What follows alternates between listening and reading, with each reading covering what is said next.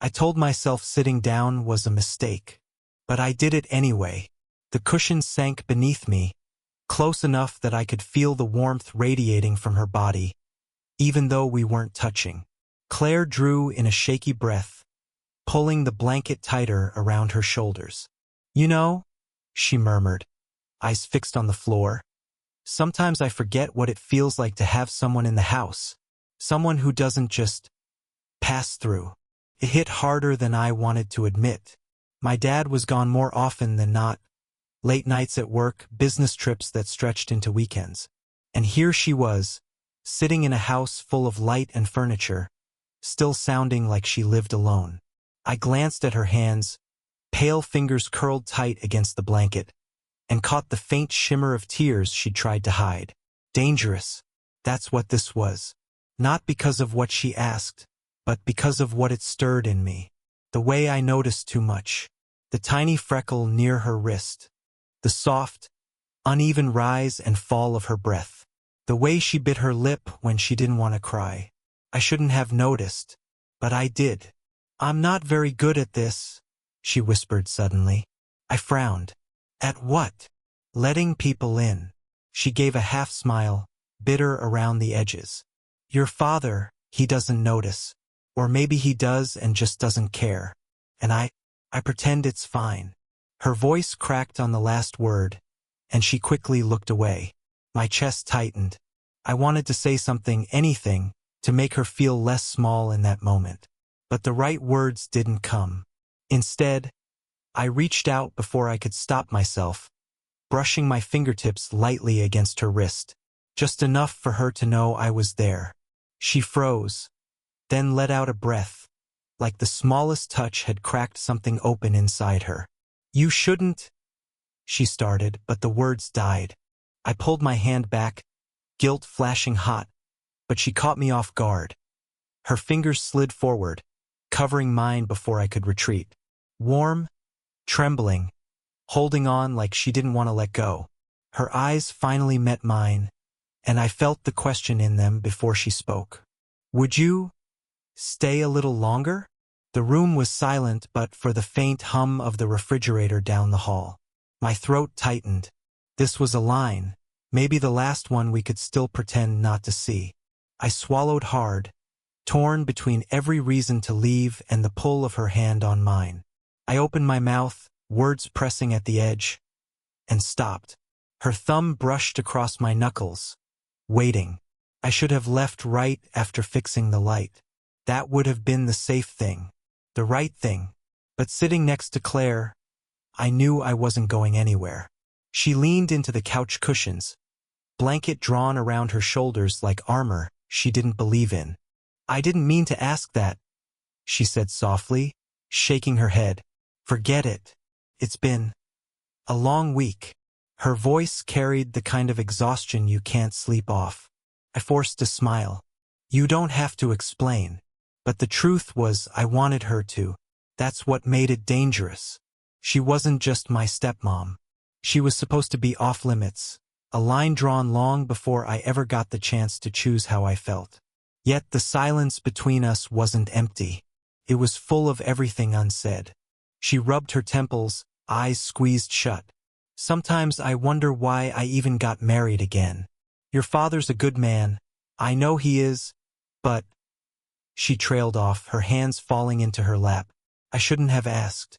I knew it the second the words left me. "But what?" Her laugh was bitter, quiet. "But I feel invisible. Like I could disappear for days and he wouldn't notice." She glanced sideways at me, eyes damp but unashamed. "You notice, though. You always do." My chest tightened. She wasn't wrong. I noticed more than I wanted to admit. The way her sweater slipped slightly off one shoulder. The soft, careful way she tucked her hair behind her ear when she was nervous. The faint smell of lavender clinging to her skin. It wasn't fair noticing her like that. Not when she trusted me to be the safe one. I shifted on the couch, hands gripping my knees to keep them still.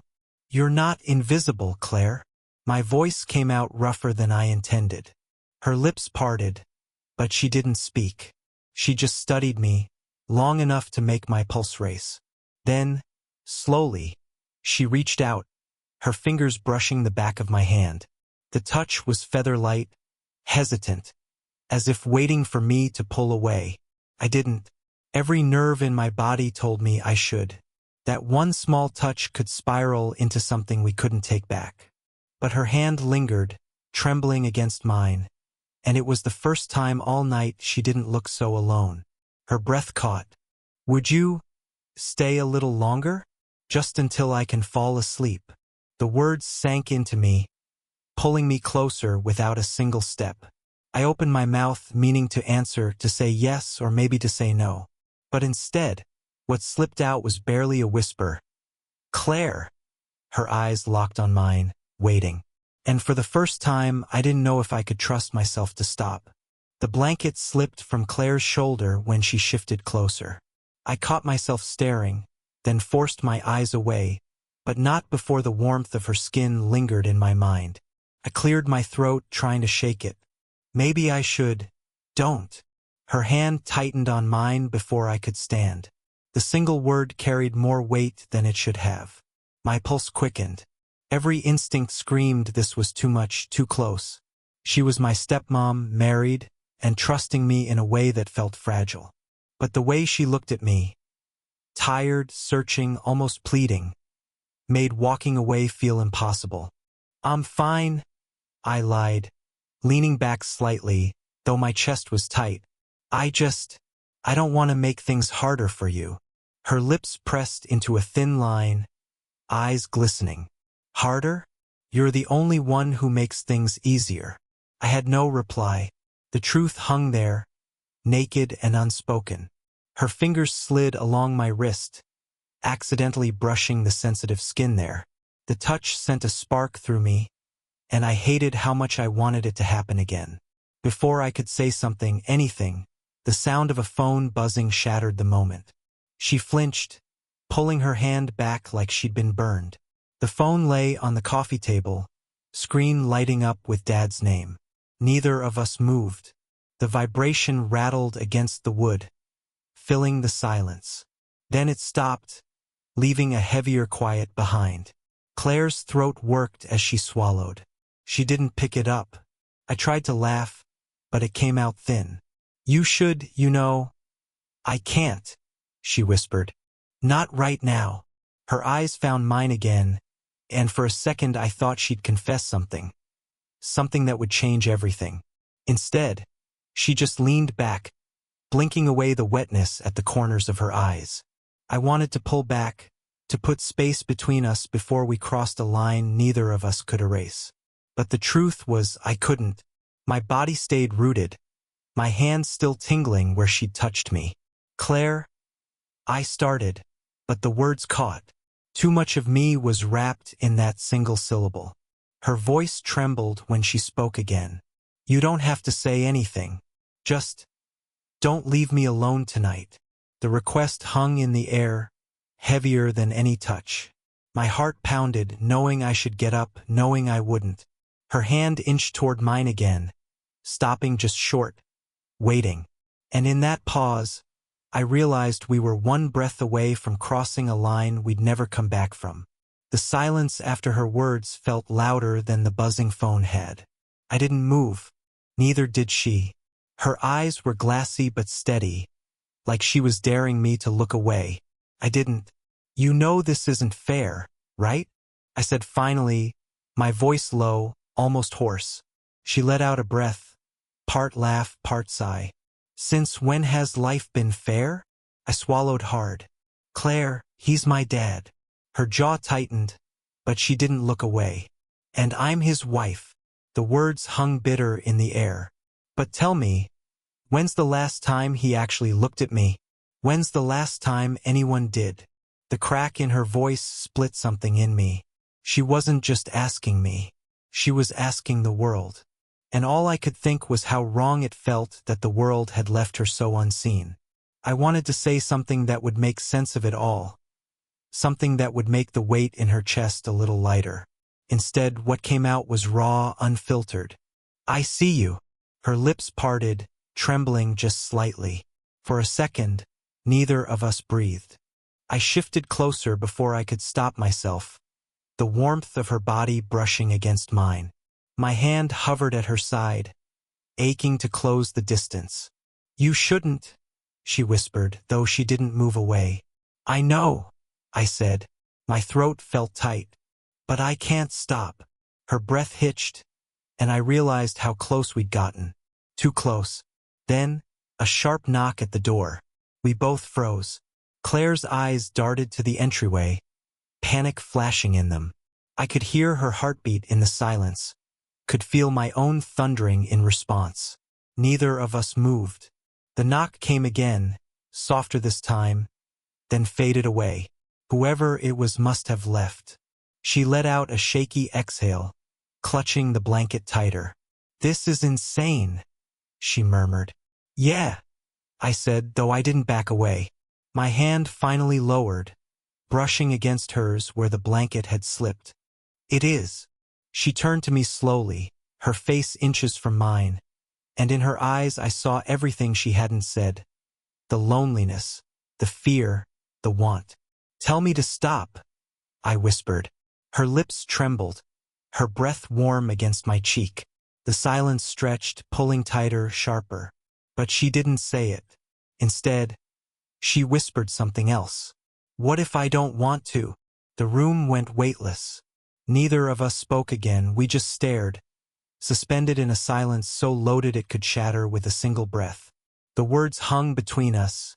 "What if I don't want to?" And I swear the room tilted.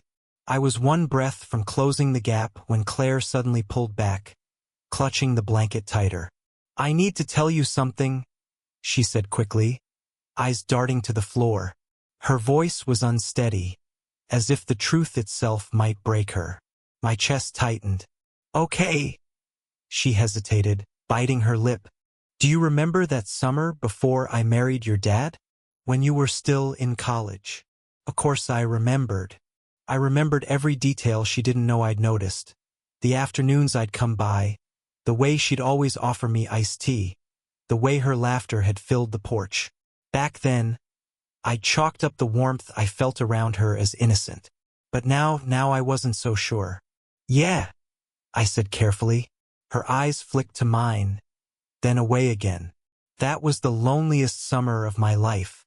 And then you started showing up, fixing little things around the house, making me laugh. I don't think you realized," she trailed off, voice breaking. "You were the reason I got through it." My throat went dry. I hadn't expected that. I tried to speak, but she cut in quickly, like she had to get it out before she lost her nerve. I told myself it was nothing, that it was just kindness. But I think her voice caught. She shook her head. "I think I leaned on you more than I should have. Even back then." A rush of heat went through me. Part guilt, part something else I didn't dare name. Because I remembered how badly I'd wanted her attention then.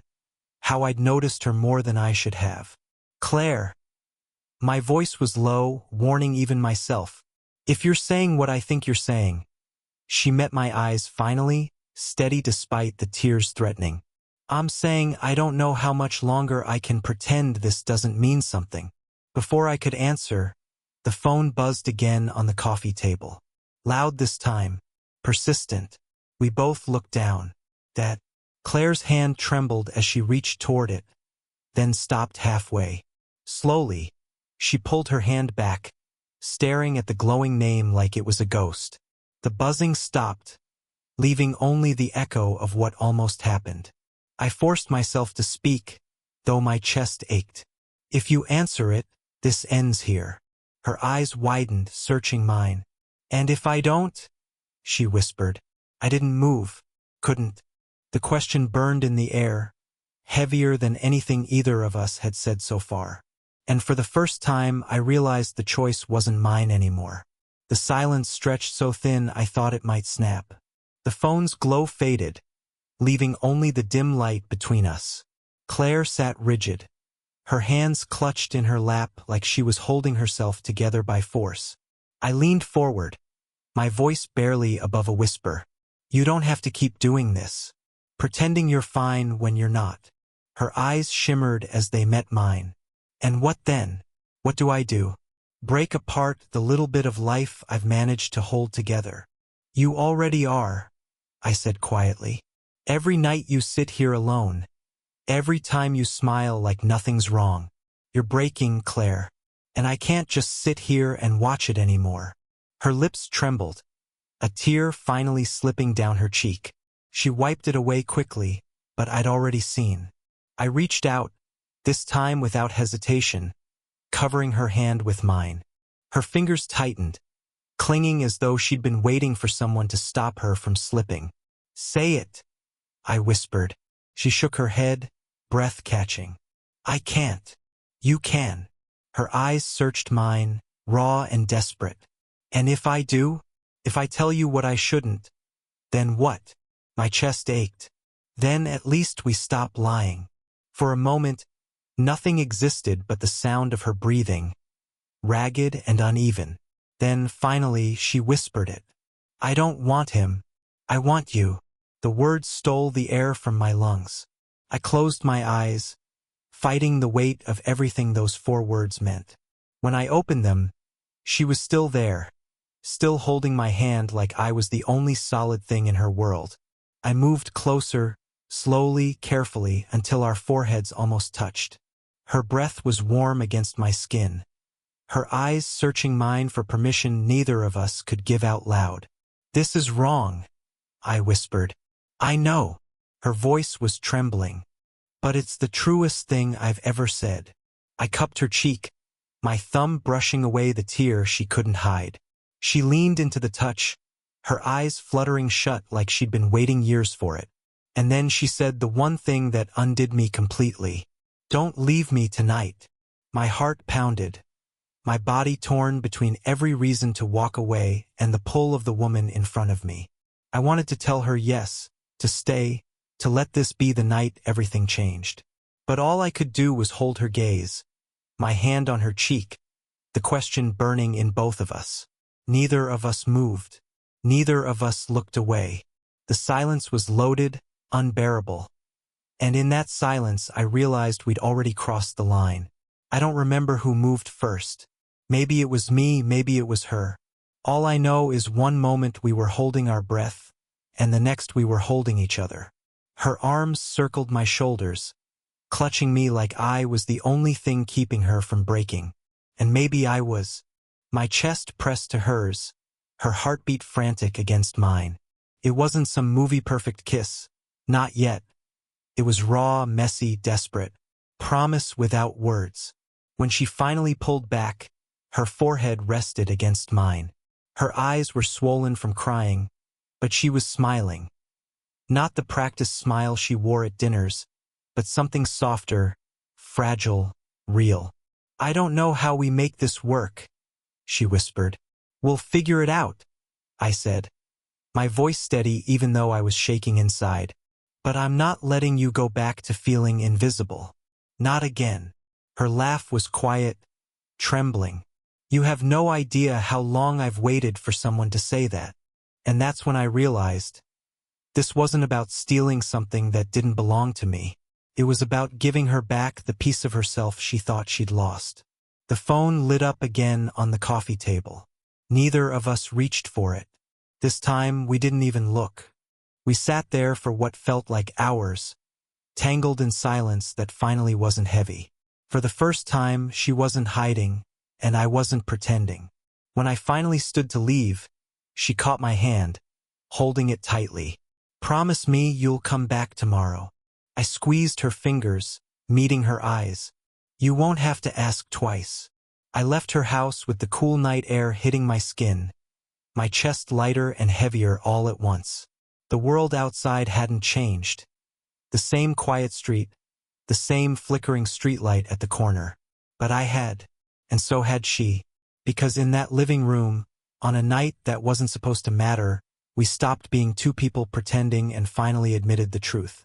It wasn't perfect. It wasn't safe. But it was real. And sometimes that's all you need.